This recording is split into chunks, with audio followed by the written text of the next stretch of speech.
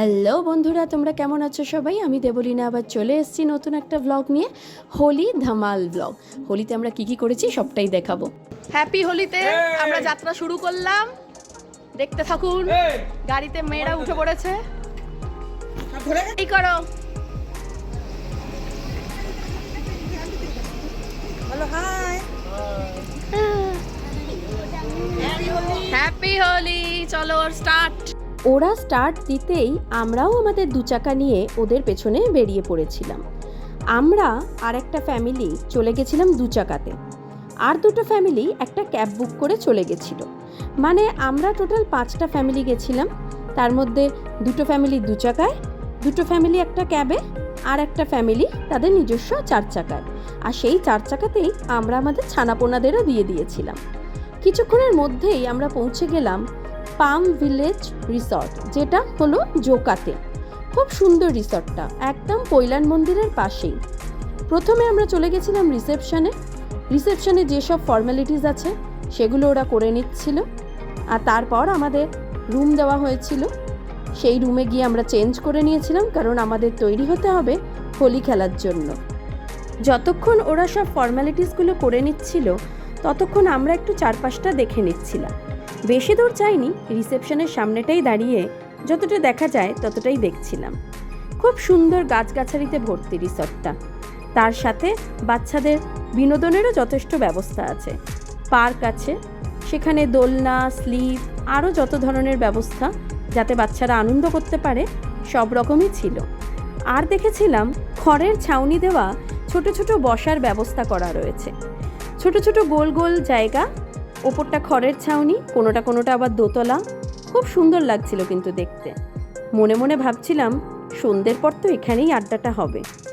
তারপর ওরা আমাদের রুম দিয়ে দিল, আমরা আস্তে আস্তে নিজেদের রুমের দিকে চলে গেলাম। রিসর্টটা দেখে মনে হচ্ছিল একদম নতুন, ঝাঁ চকচকে পুরো, খুব সুন্দর লাগছিল। আমরা ওপরে যেতেই ওরা বলল, আপাতত আপনারা একটা রুমে বসুন, কারণ বাকি 4টে রুম এখনও রেডি করা হয়নি। তো তাই জন্য আমরা একটা রুমে বসে ওয়েট করছিলাম যে আমাদের রুমগুলো রেডি হলে সেখানে গিয়ে আমরা তাড়াতাড়ি চেঞ্জ করে চলে যাব হোলি খেলতে। ওপরে গিয়ে দেখলাম সেখানেও বাচ্চাদের বিনোদনের ব্যবস্থা আছে, ক্যারাম আছে, টেবিল টেনিস আছে। তো এরা তো বসে থাকার পাত্র নয়, এরা তার মধ্যে একটু খেলেও নিচ্ছিল, টেবিল টেনিস খেলে নিচ্ছিল, আর তার সাথে বাচ্চারা ক্যারাম খেলে নিচ্ছিল। আনন্দের কোনো পরিসীমা ছিল না। এরপরেই আমরা চলে গেছিলাম হোলি খেলতে। মারি তো সিদ্ধি সাদি ছোড়ি শরাবি হো গই। Happy Holi, happy Holi. এই ভিডিও হ্যাপি হোলি। এই তো মাম্মি, আমি happy Holi, happy Holi, happy Holi. এই থ্যাংক ইউ সোনা। হ্যাপি হোলি, এ বাবা, এই রংগুলো হ্যাপি হোলি। নিজের গায়ে সোনা হ্যাপি হোলি। সোনা তাকা একটু ক্যামেরা, দেখো ওরাও খেলতে, দেখো ওখানে দেখো দিদিদের দেখ, তুই দিদিদের দেখ। ভূতু আমাকে দেখো, আমি ভদ্র লাগছে। হ্যাঁ, আমি ভদ্র আছি। কি সাংঘাতিক অবস্থা, আমার ফোনটা দে। কিছু দেখতে পাচ্ছি। রেড তেরি মলমল কি করে মার, দেখ হাত ছুটবি না, দেখ হাতগুলো দেখ কি সুন্দর। ওপরে ছুট, ওপরে। এই ভাই এখন happy Holi, happy Holi. Happy Holi দাঁড়া। কি এদের আর জায়গা আছে? হ্যাপি হোলি। শিপ্রা দিকে স্পেশাল ফোকাস দিয়ে সব স্পেশাল ফোকাস দিচ্ছি।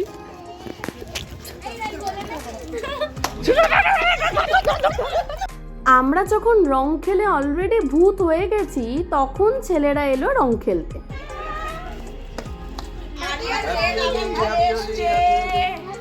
মদনাদিন ইস, এদের জন্য ভদ্র রংগুলো আছে, বেগুনিগুলো আমরা মেখে নিয়েছি।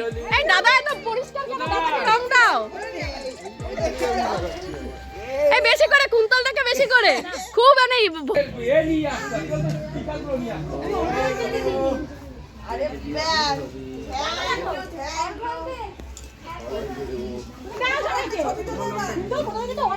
এই গ্রুপ ফটো হবে, গ্রুপ ফটো।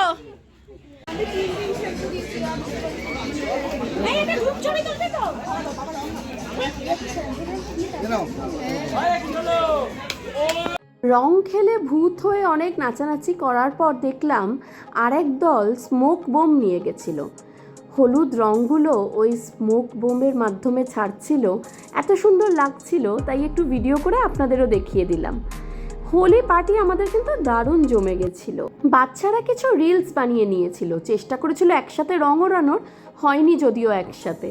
যাই হোক, এরপরে অনেক আনন্দ করে হোটেল রুমে ফিরে গিয়ে আমরা নিজেদের ক্লিন আপ করে চলে গেছিলাম সুইমিং পুলে বাকি আনন্দটা করতে।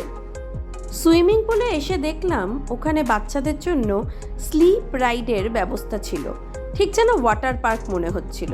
দারুণ লাগছিল কিন্তু দেখতে। দুপাশটা বেশ সুন্দর পাথর দেওয়া, আর মাঝখানে কতগুলো স্লিপ করা। টিয়া আর অলি দৌড়ে চলে গেছিল যে ওই স্লিপগুলো দিয়ে ওরা জলে নামবে।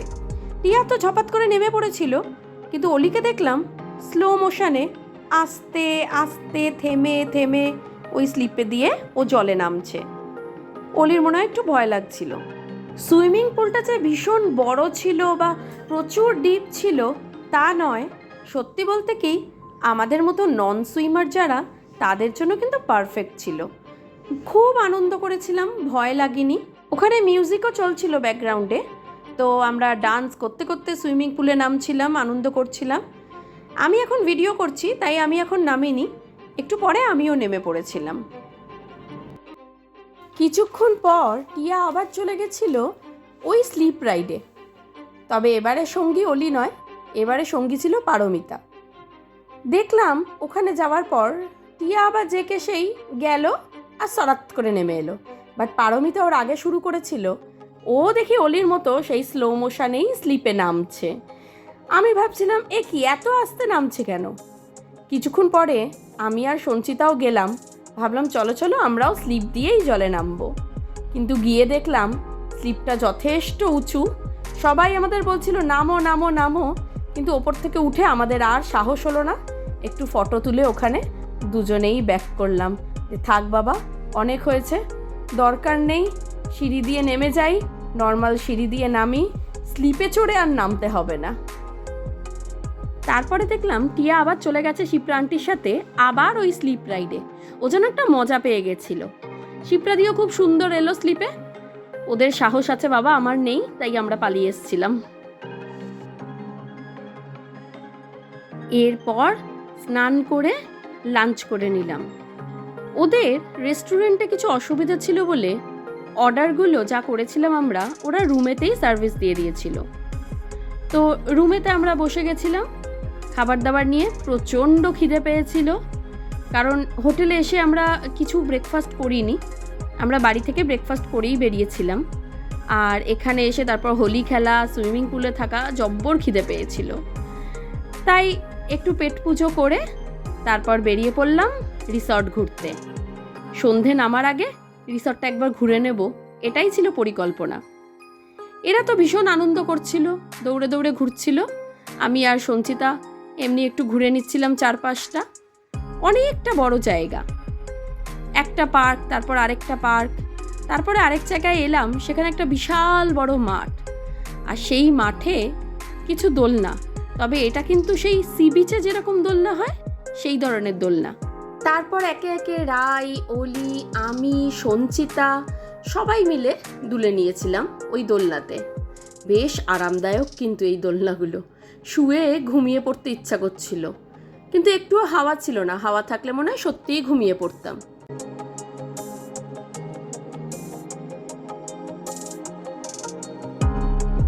তারপর একটু অন্ধকার নামতেই আমরা চলে গেছিলাম পৈলান মন্দির ঘুরতে। আমাদের রিসর্ট থেকে 5 মিনিটের হাঁটা রাস্তা ছিল, একদমই কাছে। আমার যদিও ইচ্ছা ছিল যে পরের দিন সকালে রিসর্ট থেকে যখন আমরা চেক আউট করবো তখন এসে পৈলান মন্দিরে সারাটা দিন সময় কাটাবো, কিন্তু এত রোদ আর এত গরম ছিল, সবাই আর বন্ধুরা বলল যে সকালবেলা পারবে না ঘুরতে শান্তিতে, তার থেকে চলো এখনই যাই। আর সত্যি কথা, রাত্রিবেলা পূর্ণিমার আলোয় মন্দিরের সৌন্দর্য দ্বিগুণ হয়ে গেছিল, এত সুন্দর লাগছিল। অনেকটা বড় জায়গা নিয়ে এই মন্দিরটা ছিল, অনেকটা জায়গা পুরো মন্দিরটার। আর এই যে পূর্ণিমার চাঁদটা ছিল, এ মন্দিরের শোভা অনেক বেশি বাড়িয়ে দিয়েছিল। মন্দিরের ভেতরে ক্যামেরা অ্যালাউ নয়, তাই যতটুকু অ্যালাউ ততটুকুই দেখাতে পেরেছি। আমরা মন্দিরের ভেতরে গিয়ে মূর্তি দর্শন করেছিলাম, 50 টাকা দিয়ে পুজো দিয়েছিলাম, আর গোপালকে স্নানও করিয়ে নিয়েছিলাম। এরপরে আমরা মন্দিরের বাইরে বেরিয়ে এলাম আর আস্তে আস্তে হেঁটে হেঁটে ফিরে গেলাম আমাদের রিসর্টের দিকে।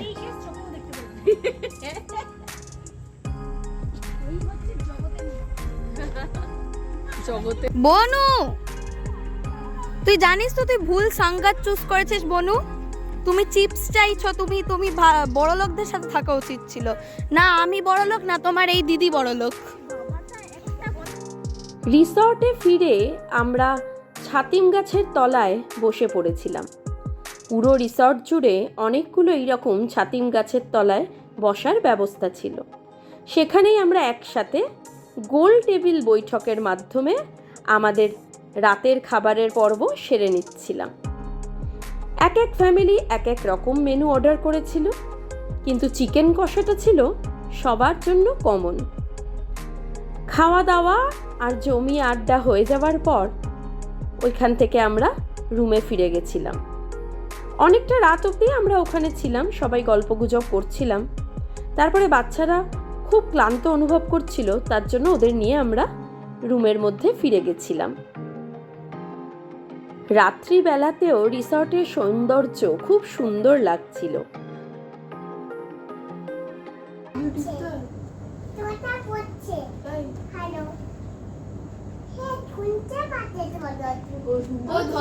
শুনতে পাচ্ছিস?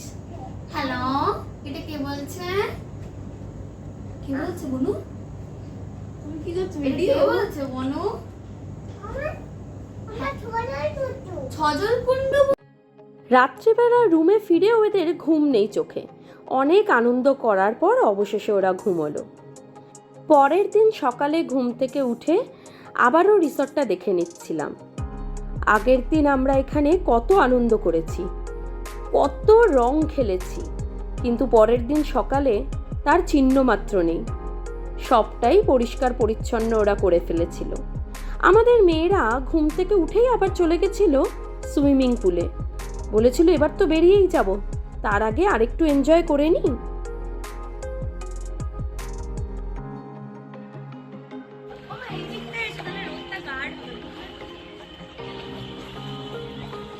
আমাদের হোটেল ছেড়ে যেতে হবে, তার আগে এরা আবার চলে এসছে পুলে এনজয় করতে।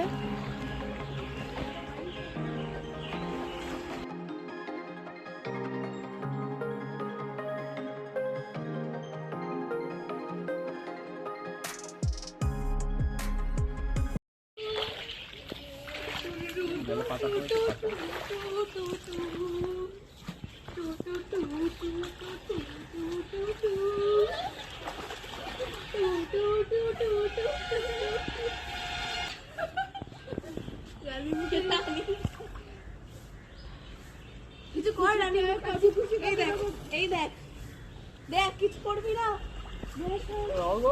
পাওয়ার না বাড়া কি আছে?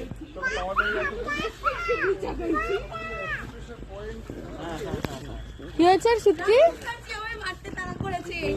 কি হয়েছে মা? কি বলছো তুমি? পাতা পাতা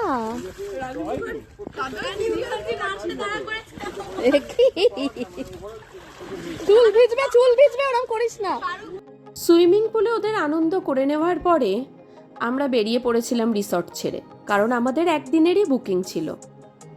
রিসর্ট থেকে বেরিয়ে ফেরার পথে আবার আমরা চলে গেলাম পৈলান মন্দিরে। ওখানে আগের দিন সন্ধ্যেবেলা দেখেছিলাম একটা নিরামিষ রেস্টুরেন্ট আছে, চলে গেছিলাম সেই নিরামিষ রেস্টুরেন্টে ব্রেকফাস্ট সারতে। ব্রেকফাস্টে আমরা নিয়ে নিয়েছিলাম দই বড়া। সবাই দই বড়া খাওয়ার পর আবার এক প্লেট নিয়েছিলাম, আর তারপরে এক প্লেট ধোকলাও নিয়েছিলাম। মাঝখানে টিয়া আর অলি যদিও আইসক্রিমও খেয়ে নিয়েছিল। তারপরে দেখলাম ওখানে 50 টাকায় খিচুড়ি ভোগ দেওয়া হবে 11:15 থেকে। সবাই আগে থেকে কুপন কেটে রেখে গেছিল। 12:15 বাজতেই দেখলাম সবাই লাইন লাগিয়ে দিয়েছে খিচুড়ি ভোগ নেওয়ার জন্য। 50 টাকায় খিচুড়ি, তার সাথে 1 প্যাকেট আচার। এছাড়াও 150 টাকায় থালি ভোগও দেওয়া হচ্ছিল। কিন্তু আমরা তখন সবে ব্রেকফাস্ট করেছিলাম, তাই লাঞ্চ করা আমাদের পক্ষে সম্ভব ছিল না। তো আমরা ব্রেকফাস্ট করে কৈলান মন্দির থেকে বেরিয়ে গেছিলাম। বেরোনোর আগে একবার দিনের আলোয় কৈলান মন্দির কেমন লাগে সেটাও দেখে নিয়েছিলাম। অপূর্ব সত্যি। তবে আগের দিন রাতে এসে ভালোই করেছিলাম। অসম্ভব রোদ আর তেমনই গরম, কিন্তু ভেতর ভেতর দিয়ে যাওয়ারও ওখানে ব্যবস্থা ছিল। এই নয় যে সবসময় রোদে ঘুরতে হবে, বাট রোদে তো বেরোতেই হবে। অপূর্ব লাগছিল দেখতে জায়গাটা। মনটা আনন্দে ভরে যাচ্ছিল এই মন্দির দেখে। খুব সুন্দর করেছে, আপনারাও পারলে ঘুরে আসবেন। আমাদের এই হোলি ট্রিপটা দারুণ হয়েছিল। গত বছরও আমরা গেছিলাম হোলি ট্রিপে ঘুরতে দেউলটি, আর এবছর এলাম এই জোকায় পাম ভিলেজ রিসর্টে। জানি না পরের বছর কোথায় যাব, বাট যাব কোথাও এটা তো শিওর। আপনাদের যদি আমাদের এই হোলি ব্লগটা ভালো লেগে থাকে তাহলে অবশ্যই আমার ভিডিওটাকে লাইক করবেন, কমেন্ট করবেন, আর নতুন কেউ থাকলে আমার চ্যানেলটা সাবস্ক্রাইব করতে ভুলবেন না। দেখা হবে খুব শিগগির অন্য কোনো ব্লগে। ভালো থাকবেন সবাই। হ্যাপি হোলি।